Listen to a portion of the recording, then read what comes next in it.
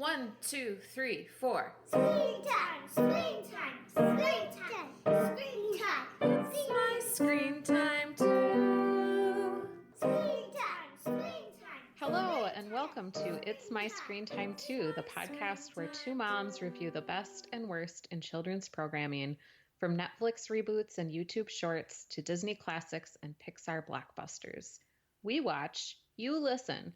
Find out what you can tolerate watching for family movie night, what to avoid altogether, and what you'll want to watch alone voluntarily. I'm Deborah. And I'm Katie.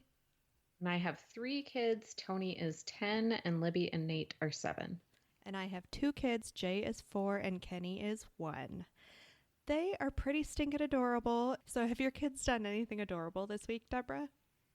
I have a uniquely COVID-19 stay home story that involves my daughter. So they've been doing Zoom calls with their whole class as part of their new distance learning. And after a Zoom call last week, Libby got done with her conference playdate classroom phone call, and she said this other little girl announced to the class that her mom was having twins and she was going to have twin babies in her house, which is great news. And then I saw this family on a bike trail from an appropriate more than 6-foot distance apart. We stopped and chatted, and I said, I heard the craziest thing after the Zoom call on Friday. I was like, are you expecting? And they had no idea that their daughter had revealed the big news to the whole first grade class.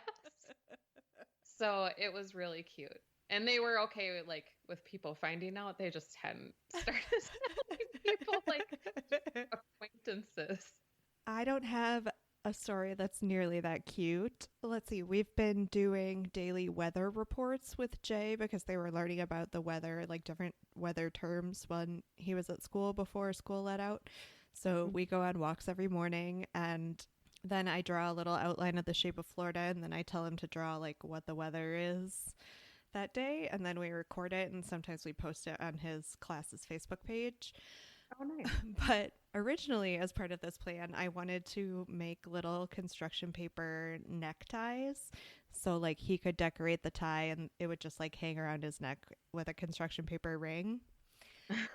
And he was really into the idea of making the ties, but he refuses to wear them in his little weather reports, and it bums me out so much. Oh, that's such a good idea. I just want my little meteorology tie. That's a really good idea. Why won't he cooperate? I mean, he wants to make them, which I guess is more of the point, fine motor skill development, blah, blah, blah, whatever. But he just, I don't know, he's just resistant. He can tell how much I want it, I guess. So he's going to be the type of office. If he works in an office, he'll be taking his tie off right at the end of the day in his car. Yeah, I get it. I wouldn't want to wear a tie if I were a man either. Or he'll be bucking the system, and he'll have it loosened when he's in his office, and the boss will always be coming in being like, "Darn you, Jeffrey! Tighten your tie! Show some respect!" He'll be like, "I don't need to show respect. I'm a maverick. I get the job done."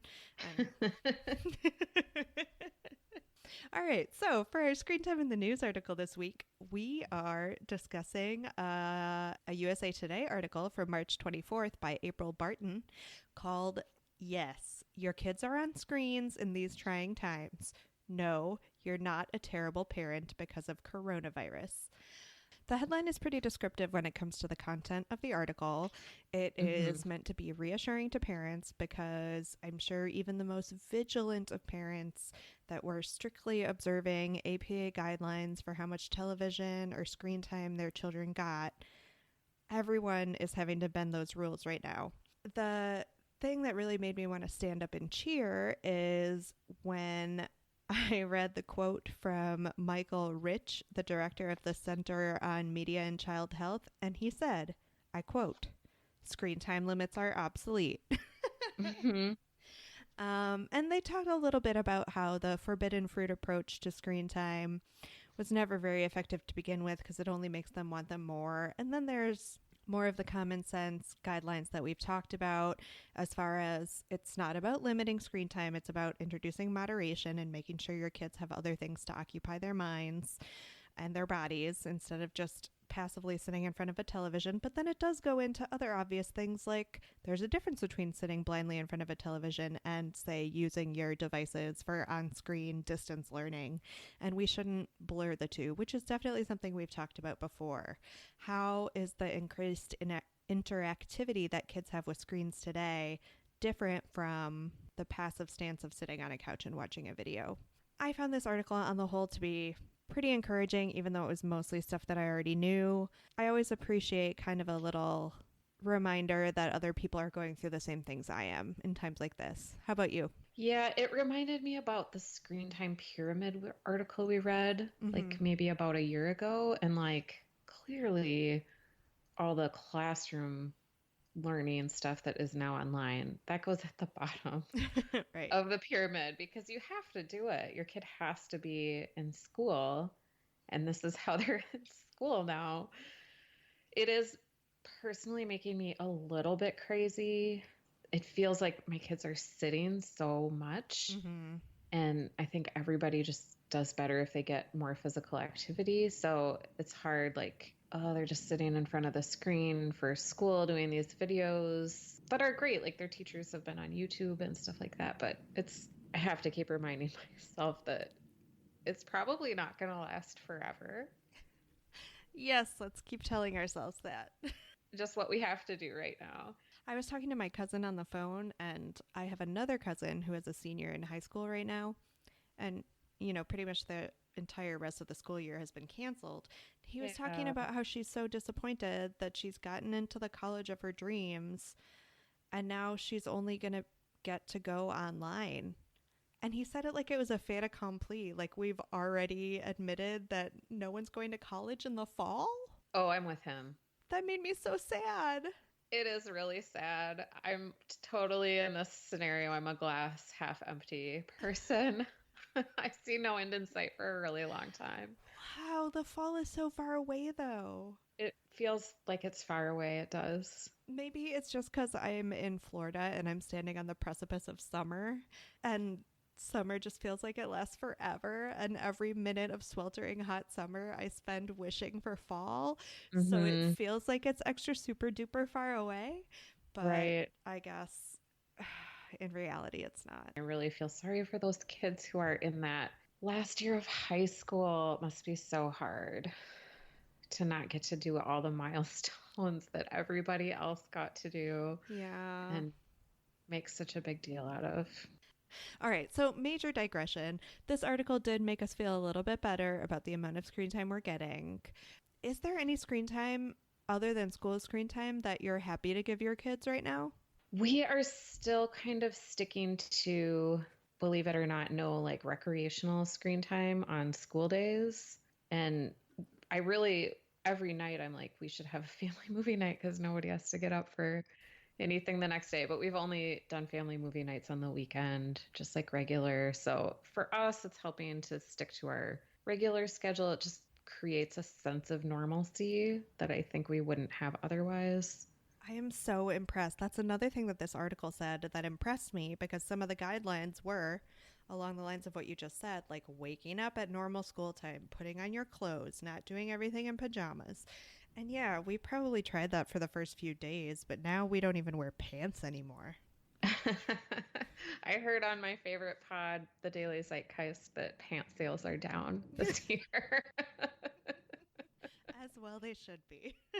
I am looking forward to trying some of the like more educational content, because I think we're going to have to fill some more time because the distance learning doesn't last as long as a school day. And so there's a lot of great stuff that we haven't looked at yet. Like Mo Willems has online lessons. The Story Pirates podcast, they just opened up, like you can get a month-long free trial to their subscription content. So I think I'm saving some of that stuff for when school starts back up after spring break. Yeah, that sounds great. And by school, I mean iPads in my dining room. Follow up from previous episodes, Katie, you pointed out that there's a new Cosmic Kids yoga content last summer when we did our YouTube for the summer series, we watched Cosmic Kids Yoga, and they have a bunch of different styles of yoga you can do with your kids. We recommend you go back and listen to the episode because it's a good one. It's also a good channel. But now they have a new set of programs called Super Yoga. And I don't know, have you seen these yet, Deborah? I just watched like part of one in preparation, and it's sort of like video gamifying yoga. Yeah. So Jamie doesn't talk to you, which is the part that I dislike because I love Jamie's positive talk while she's taking you through the yoga. Yeah. But the symbols for the different poses are across the top of the screen, and as they fall to the bottom of the screen, you're supposed to do the pose. And it's made to look like it's a video game and you're getting points for doing each pose, even though you're obviously not. We happened upon them the other day because we do quite a bit of Cosmic Kids for PE time, and Jay is super into it. So cool. That's another thing I've been saving a little bit for my kids for like rainy days, which thankfully we haven't had too many, but there will be bad weather days when we need to stay inside for our brain break times. Yeah, sometimes it's just too hot here, even though it's only the beginning of April. I also just dipped my toe, and I know this is a major screen time blind spot for me.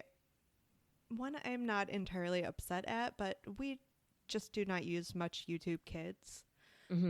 My kids are young enough that if I put on YouTube, I can just put on whatever it is we're supposed to be watching, and they don't really fiddle around with it. But in doing research for the podcast and looking into some channels that might be good for us to check out in future episodes, I signed up for a YouTube Kids account, and I made it to the homepage, and I was just so immediately overwhelmed and disappointed. Oh no. Because there's no navigation. Like, the only navigation are these icons at the top where you can click like shows, learning, there's like one other, and then like random explore. It's all browsing or like what the algorithm feeds you, which I don't care for either. Yeah, so there's no way as a parent to be like, first of all, I just want my kids to be able to watch these channels. And then I was going through and trying to block, and I obviously the first thing that came up, there were like a bazillion Blippi videos, so I wanted to block those. Yeah, can you? For some reason, I would have to go through every single video and block them.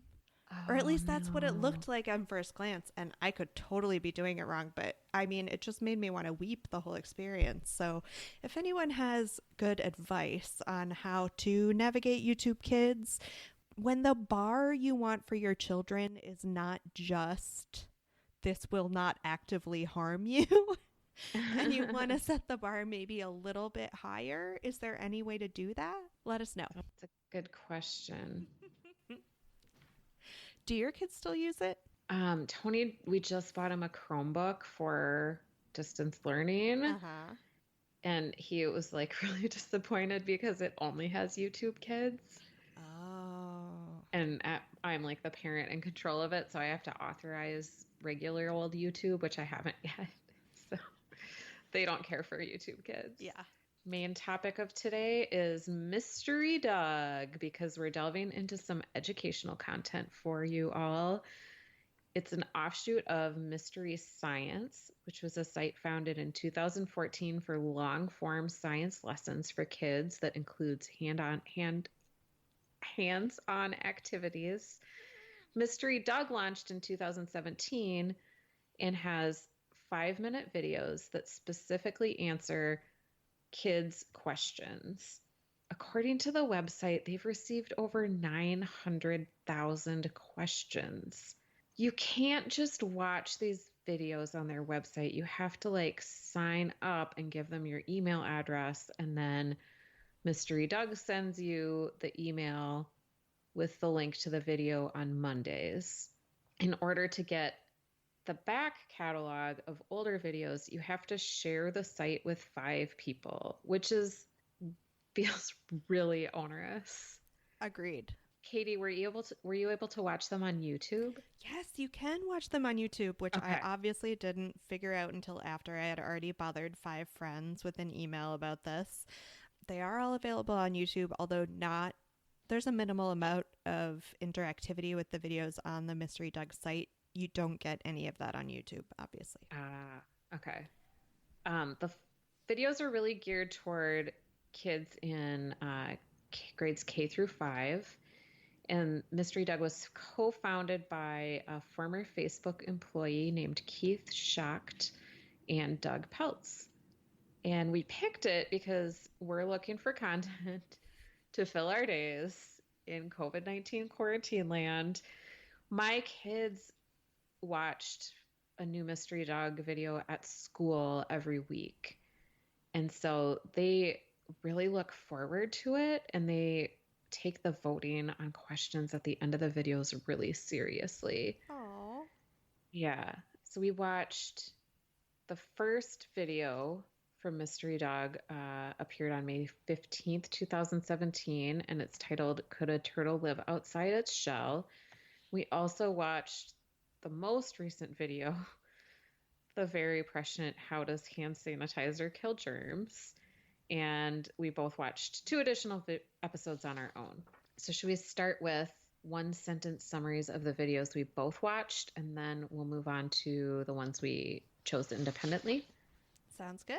In the very first episode, Could a Turtle Live Outside Its Shell?, we are introduced to Doug, who narrates all of the videos, and he explains to us that no, in fact, a turtle cannot live outside its shell because the shell is actually a part of the turtle's body. All right, talk to us about hand san.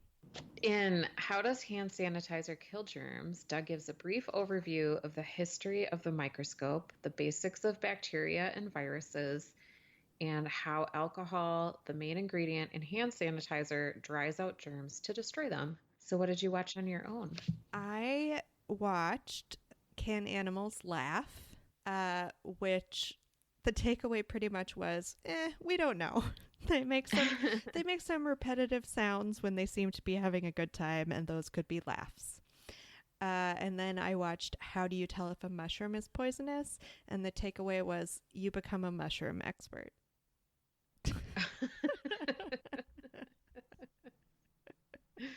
How about you? What did you watch on your own? I watched What's It Like to Be a Twin, and it mostly included anecdotal evidence about Doug's twin sisters from his Doug. twin sisters. And then there was a really weird section in the middle that was like funhouse mirrors, tricks with funhouse mirrors. Okay. That didn't seem to go with the twin theme at all. And because I have 0 attention span right now, that's the only other video I watched. I couldn't even stick with this for another 5-minute video. I'm sorry. Unless it's like a first-person account of a survivor of COVID-19 or someone whose family member has COVID-19 or a doctor who's treating patients with COVID-19, I cannot pay attention to anything else. Oh, hun. I really think you got to get some stupid brainless reality TV in your life. I mean, I understand wanting to be well informed, but you need a brain break. Yeah, thank you. All right, so let's talk about the concept. We've got a whole wealth of topics covered under the very loose umbrella of science. But as you said, the answers to the questions aren't necessarily all that illuminating. Do you think the topics covered are too broad or not broad enough? I mean, is it one of those things where, well, kids are just interested in everything, so they should be covering everything? It was really, I liked the turtle video, and that was the first one. And I thought that the way that Doug went about investigating it was really good, because he was like, let's look at a turtle up close. Let's look at a turtle skeleton. These are the conclusions we've reached. And it was a little bit like form a hypothesis at the beginning, look at the evidence, then come to a conclusion. It didn't feel like the other videos held up that same scientific method rigor that the first one did. And maybe we just picked the wrong videos. I mean, the hand sanitizer one was definitely interesting and like relevant to our current moment. But Yeah, certainly the one about animals laughing and the one about distinguishing poisonous mushrooms, like those were totally unsatisfying answers. Yeah, I feel like if there was maybe more of a rubric about the way to handle these questions, I would have liked it a little better, but it felt a little too homespun hmm to me.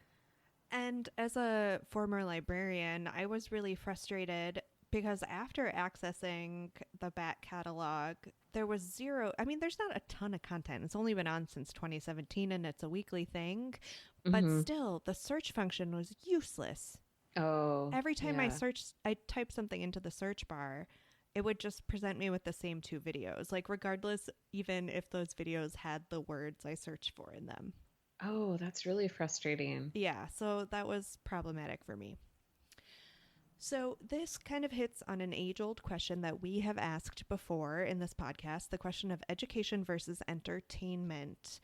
Deborah, I think I know what you're going to say, but did this hit the sweet spot at all for you? Were you both educated and entertained?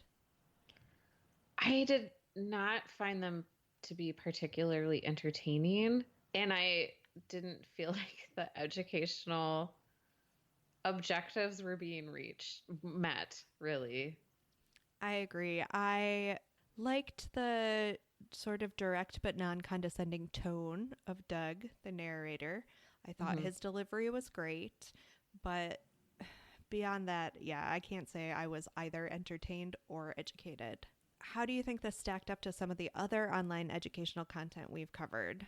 I didn't think it compared very well. I was disappointed, especially since this is like something my kids watch in school every single week. I I, was disappointed by it.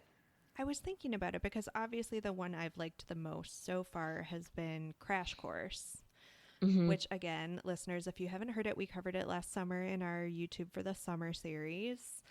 Um, but I understood that there was room for different sites because Crash Course is geared towards significantly older kids. So I was excited to take a look at Mystery Doug, thinking maybe it would be more interesting for kids my age, my kids' ages. I did not necessarily find that to be the case. And I don't know how much of that is because I'm a grown up. And obviously, I'm going to be drawn towards the content that is a little bit more in depth. Yeah, I maybe going back to your first question, maybe the topics are too broad. I don't know. I mean, I think that's the thing that my kids like the most is that they get to vote on the questions and they think that they're having a say in what comes next. And so Mm-hmm. I think it in that way it is like inspiring kids' curiosity a little bit. Mm-hmm. But I I agree with you. I think there's a lot more high quality educational content out And there. maybe we should just back up and tell our listeners. As far as the interactive components of the episodes go, there will be occasional points at which the video stops to give kids a chance to hypothesize or to discuss something that Doug has brought up. And then at the end, there's always a segment in which he says, I have chosen 3 questions for my question jar. Take this poll and vote on which question I should answer next week. And that's what Deborah is referring to when she says her kids get really excited about voting. Hmm. What about the educational TV shows, like not the online content? Do you think it compared favorably with any of that? I'm thinking about, is it Sid the Science Kid? That one came to mind for me too. I remember that we didn't like Sid. But I think that the science part of that show was good. Yeah, it was a great example, I thought. And I don't know, I'd have to go back and listen to my probably mean review of it, of how to cover a scientific topic at some length because they're 20, 22-minute shows, Hmm. but in a way that will still engage a preschooler. When this is only a 5-minute clip, and I didn't even necessarily find it engaging for all that long. Yeah. Do you think it's always a good idea to let the kids ask the questions? I mean, I know you said that's your kid's favorite part. I always like that part, like at the end of Curious George, when they have like the real kids doing something. I liked the part where the kids were asking the questions, but maybe I don't know, maybe like rewrite the question for the kids so that it could be a little more, the answer could be a little more focused. I don't know. Or like just make your parameters for what the questions can be more focused. Or, I mean, it's not like he's not curating which 3 questions he's asking the kids to pick from. He doesn't Right. have to pick ones that have no answer or are, are super boring. We already talked a little bit about the delivery method, the once a week to your inbox. I just couldn't get past the whole you have to send this to 5 friends to get access to the back catalog. It gave me intense flashbacks to Candy Crush. I never played Candy Crush, but it did remind me of like email chain letters.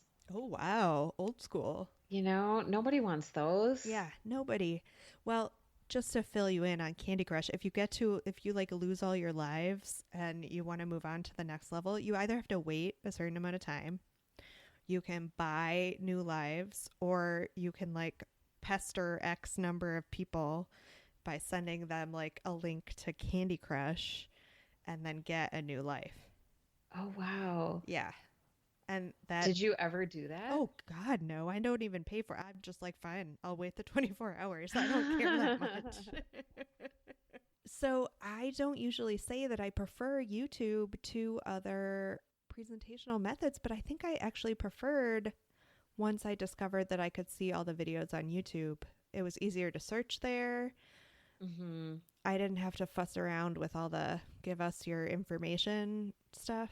Yeah, I guess if you're a classroom teacher and this is a regular part of your curriculum, it makes sense to get the email about the Mystery Dog video on Mondays every week. I get that. But yeah, I was definitely put off by the website because I don't like to sign up for stuff. Like when I order stuff on J.Crew, like I check out as guest because I don't want to store all my stuff there. And I'm like a pretty frequent order of things from jcrew.com. Well, what did you think about the production quality of the videos? I kind of loved the opening conceit, which is just it's like a ringing iPhone screen, and you see the face of Doug. So then Doug picks up the phone and it's like he's talking to you. And when he decides to call the kid who asked the question, it's the same thing. You see their face with the, answer this call icons. I thought that was a cute little conceit. Yeah, definitely. And I liked Doug a lot. I wanted to like this more than I did. I thought he was like he does seem like a regular guy who works as a science teacher. Mm-hmm. And had a good rapport with the kids and explained things well. It just, he is no John Green. right. I think I already know what you're going to say about this too. What did you think about the video length? Too long for you? I think in a regular world, no, it was fine. I think around 5 minutes for a mini science lesson is perfect. Mm-hmm. Unless you're going through your day like I sometimes am now, and you have like a schedulized yeah, that's a thing, a scheduled blip of screen time for your kids just to like get them off your back, and you maybe want something that's a little more than 5 minutes but less than like a whole 20-minute show, because then you can get something else done. But that was my only complaint about video length. I did notice on Cosmic Kids Yoga, on her website, you can sort by length of video.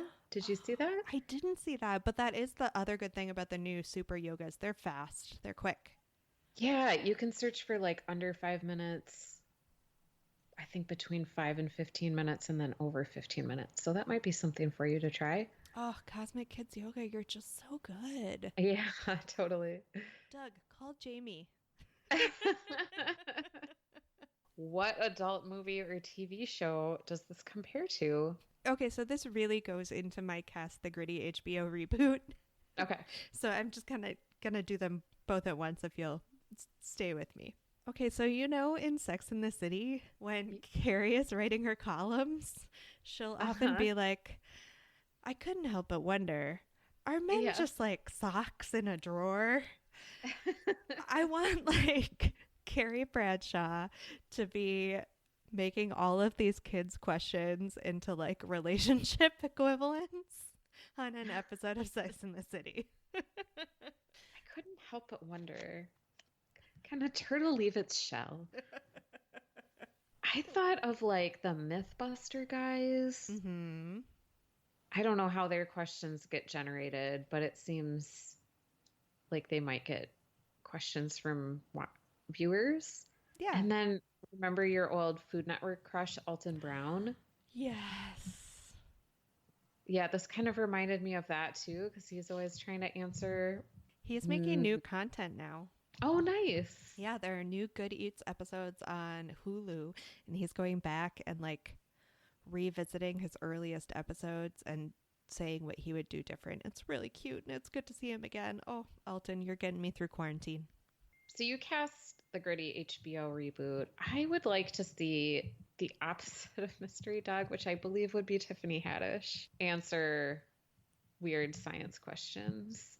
I like it. Sort of like, have you watched that Netflix series at all? It's like Whatever Explained. No, I haven't. So they did this. It's like a bunch of mini series, a bunch of limited series under that rubric. And the only one I've watched any of is the one called Sex Explained, and it's all narrated by Janelle Monáe, Okay. who is kind of an awesome narration pick. Is it good? I found it to be mostly unnecessary, but I guess I'm glad it exists in the world. Sure. So was it better when we were kids? I don't think that this is any better than the content we had, like your 321 Contact, your, I don't know, Voyage of the Mimi, your like standard kids PBS educational programming. The only advantage being searchability online, which, as we covered, you can really only do on YouTube. Yeah, I kept coming back to Bill Nye, who I think wasn't around when I was quite a kid, but he was definitely around in my youth. And it was a different thing, but I don't think this is better than Bill Nye, not by a long shot. No. Would you ever watch this alone voluntarily?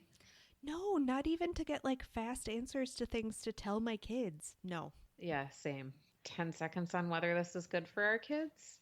I mean, it's not bad for my kids, but I'm confident there's better stuff out there.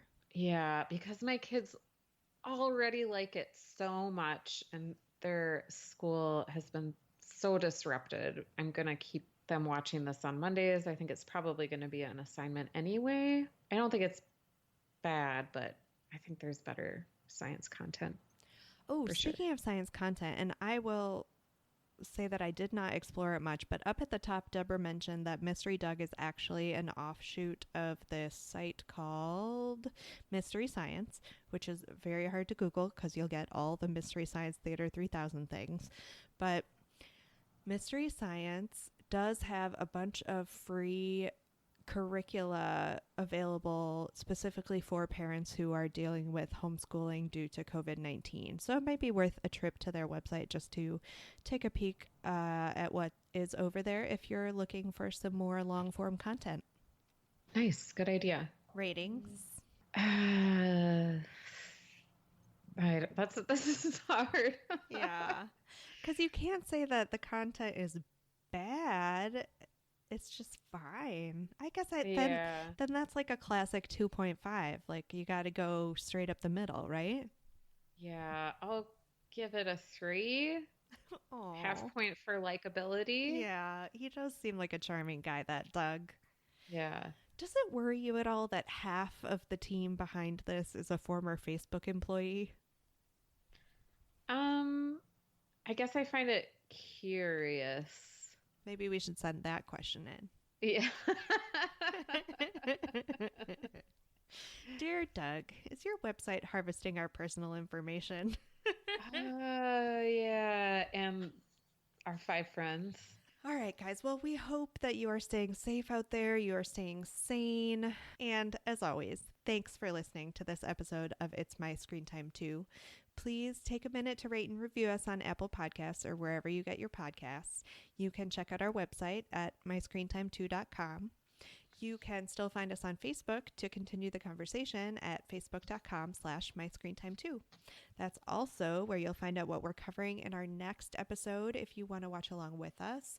Like we said, we're going to try to keep the educational content coming for you guys. We know it's a struggle to come up with things for your kids to do every day, and we are here to say we feel you. You can tweet us with show or movie suggestions, article recommendations, or general comments at myscreentime2, or you can email us at myscreentime2@gmail.com. Our theme music was composed and performed by Deborah and her adorable children, and our podcast is produced by me, Katie. Tune in next time for more real talk about the movies and TV beloved by kids